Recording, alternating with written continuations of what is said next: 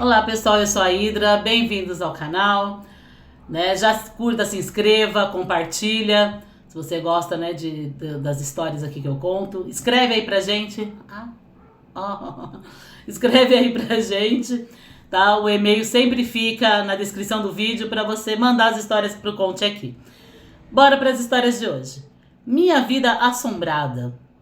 Olá, Hidra. Vi seu canal outro dia pelas redes sociais e gostei das histórias, então criei coragem e estou lhe enviando a minha. Espero que goste. Vou começar do começo. Começar pelo fim é mais difícil, né, gente? Vamos lá. Tudo começou quando eu tinha uns 6, 7 anos de idade e não lembro ao certo. Morava com minha mãe e meu pai e mais um irmão. Um detalhe importante, eu fui adotado aos 4 anos de idade. Como eu ia dizendo, aos 6 ou 7 anos eu comecei a ver vultos. Tipo, quando eu ia dormir, acordava de madrugada com algum pesadelo, não sei. Mas olhava pro canto do quarto, do lado onde ficava minha cômoda e via um vulto preto alto. E claro, gritava. E minha mãe vinha e dizia que tinha sido só um pesadelo. Mas isso sempre ocorria. Quando comecei a escola, parei de ver o vulto em meu quarto, mas agora ouvia nos cantos da escola.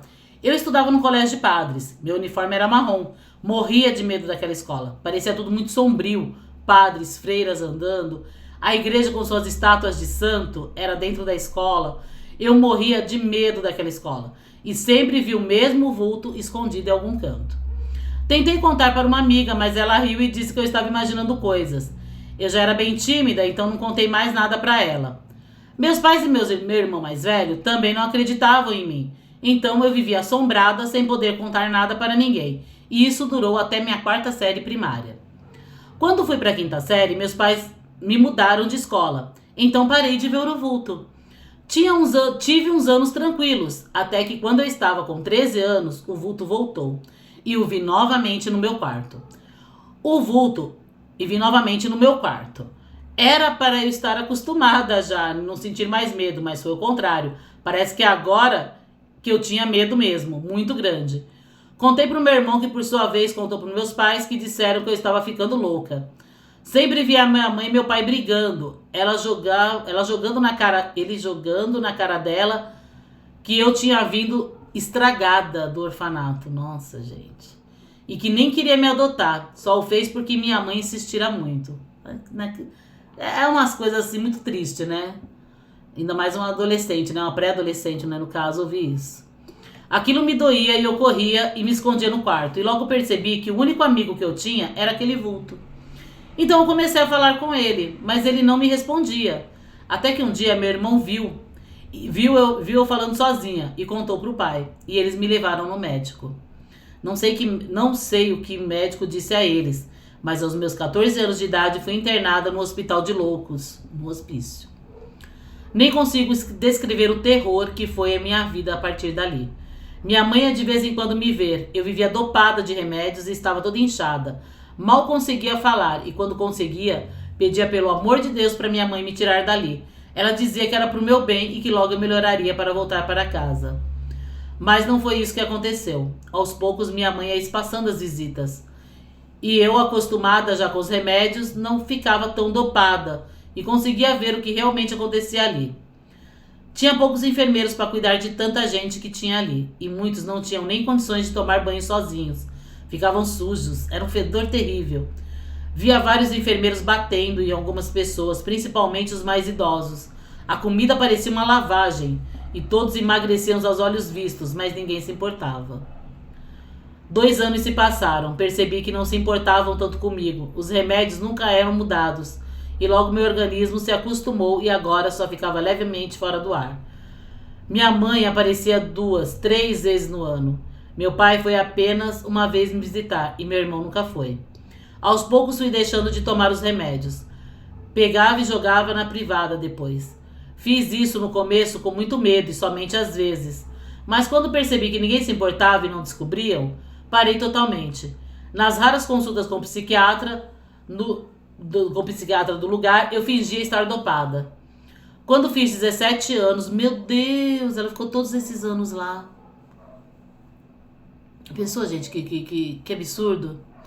Quando fiz 17 anos, minha mãe parou de vez de ir me visitar. E eu voltei a ver o vulto que via desde a infância.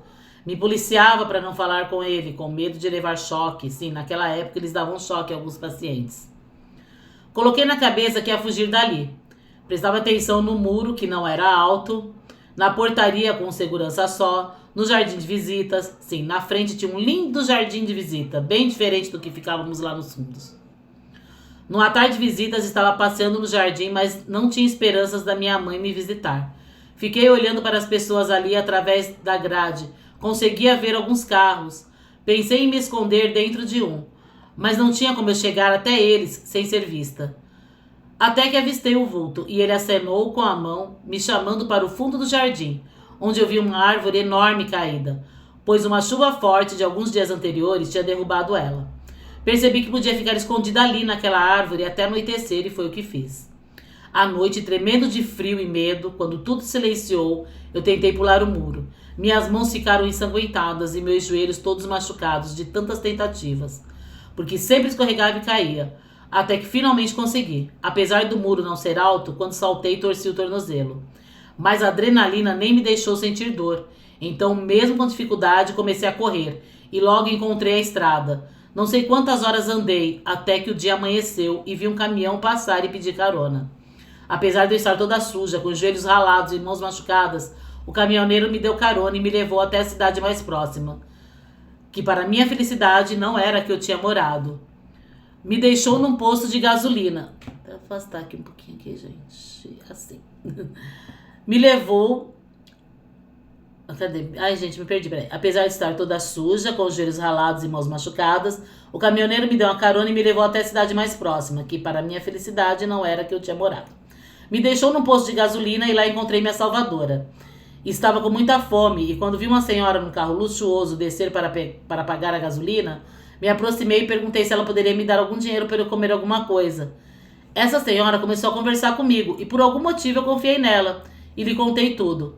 Ela me colocou em seu carro e me levou para sua casa, que no final das contas nem era tão luxuosa como pensei, mas era uma casa confortável.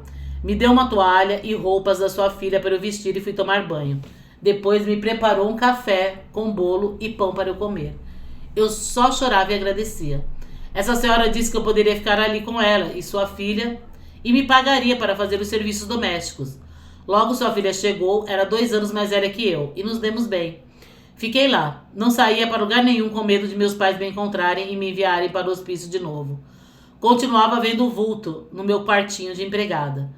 Mas tinha aprendido a lição e não contei para a senhora e nem para sua filha, que eu ainda vi o vulto de quando fui internada. Fiz 18 anos e essa senhora, com a ajuda de seu advogado, conseguiu tirar meus documentos. E eu me matriculei numa escola. Apesar de muito atrasada nos estudos, consegui concluir o ensino fundamental. Eu nem me considerava empregada da casa. Comia junto com elas. Sua filha se tornou minha melhor amiga e me ajudou muito com os estudos. Eu tinha muitas dificuldades de raciocínio. Esquecia muitas coisas. Acho que por conta dos anos de remédios que tomei naquele lugar. Por isso, nem quis continuar mais os estudos. Elas eram minha família, minha verdadeira família. Nunca mais tive notícia dos meus pais nem do meu irmão. Uma noite antes de dormir, o vulto se fez presente no meu quarto e foi pela primeira vez que ouvi a sua voz. Adeus. Foi só isso que ele disse numa voz de homem e sumiu. Nunca mais o vi.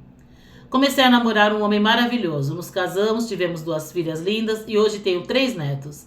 A senhora que cuidou de mim, quando mais precisei, não está mais entre nós. Minha melhor amiga, sua filha, até hoje mantemos contatos. E essa é minha história, que minha neta escreveu agora para você. Muito sucesso no seu canal. Gente, que história. Olha, sério, eu acho que não pode nem ser chamado de pai e mãe, sabe? Os seus pais verdadeiros, com o que fizeram com você, né, gente? Como que pode, né? Eu tive uma história na minha vida muito parecida. Né? Tem tantas coisas, gente. É engraçado porque a gente chega assim na idade que eu já tô, sabe? Um pouquinho assim mais velha. A gente tem tantas histórias, tanta coisa para contar. E eu também via, né, muita coisa quando eu era criança.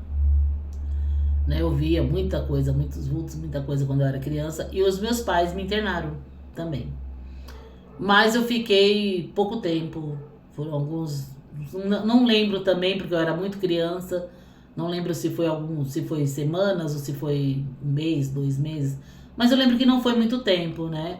E ao contrário do que você foi internado num lugar que nem você fala, né, sujo, com gente, não, né? Meus pais tinham uma condição ali mais razoável de vida e me internaram num lugar que era particular, eu tinha meu quarto sozinha, tudo separado, né? Mas mesmo assim eu lembro até hoje, sabe, do quarto, das enfermeiras, dos remédios.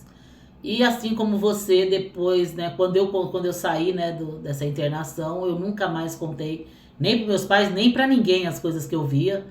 Vim contar para outras pessoas depois de adulta, depois que eu comecei a estudar a espiritualidade, né, tudo, e hoje eu conto ali, né, tranquilamente, né? Mas passei muitos anos sem comentar nada com ninguém as coisas que eu via. E é muito triste, sabe, às vezes na ignorância das pessoas, de não ter o conhecimento realmente da espiritualidade, taxar, né, uma pessoa de louca por estar vendo algo que simplesmente a outra pessoa não entende, né, e cometer esses absurdos, né, e no caso dela ainda de abandonar, né, abandonar a pessoa num hospício, né, anos e anos. Muito, muito triste, muito terrível essa história. Gente, essa foi a história de hoje. E gratidão a vocês que ficaram até aqui, né? O vídeo hoje não é muito longo. E até o próximo. Se inscrevam no canal.